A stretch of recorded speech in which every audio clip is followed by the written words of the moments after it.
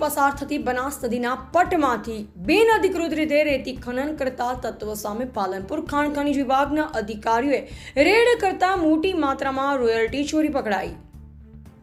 મળતી માહિતી પ્રમાણે કાંકરેજ તાલુકાના નદી વિસ્તારમાંથી પસાર થતી બનાસ નદીમાં અધિકૃત અને બિનઅધિકૃત રીતે રેતી ખનન કરવામાં આવી રહ્યું છે। ત્યારે હવે કાંકરેજ તાલુકાના અરણીવાડા ગામની સીમમાંથી પસાર થતી બનાસ નદીના પટમાંથી સારી રેતી ખનન કરતા તત્વો સામે પાલનપુર ખાણ ખનીજ વિભાગની ટીમે ઓચિંતી રેડ કરતા મોટી માત્રામાં રોયલ્ટી ભર્યા વિના બે રોકટોક ધમધમી રહ્યો હતો રેતીનો કાળો કારોબાર, જેમાં કોઈ જાગૃત નાગરિક દ્વારા વાયરલ વિડીયો કરાતા મોટી સંખ્યામાં ડમ્પરો રેતી ભરેલા તેમજ અન્ય ડમ્પરો ખાલી દેખાઈ રહ્યા છે। ત્યારે હવે સિહોરી પોલીસને સાથે રાખી પાલનપુર ખાણ ખનીજ વિભાગના અધિકારીઓએ દંડનીય કાર્યવાહી હાથ ધરી છે, જેમાં સાંજના સમયે રેડ કરતા નદીની અંદર તેમજ બહાર કેટલી ગાડીઓ છે તેનો આંકડો જાણવા મળ્યો નથી, પરંતુ હવે ગણવા જોઈએ તો કરોડો રૂપિયાનો મુદ્દામાલ કબજે કરવામાં આવે તો નવાઈ નહીં।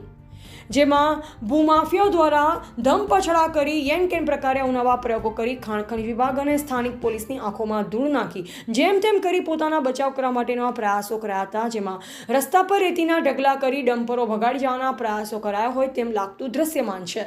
જો કે હજુ સુધી કોઈ ચોક્કસ આંકડો જાણવા મળ્યો નથી, પરંતુ ખાણ ખનીજ વિભાગના કર્મચારી સાથે વાત કરતા જણાવ્યું હતું કે હજુ સુધી કામગીરી ચાલી રહી છે અને મોડી રાત સુધી કામગીરી કરવામાં આવશે, ત્યારે ચોક્કસ આંકડો જાણવા મળશે। ત્યારે હવે કાંકરેજ તાલુકામાં ભૂમાફિયા દ્વારા બેફામ રેતી ચોરી કરતા તત્વોમાં ભારે ફફડાટ ફેલાયો છે।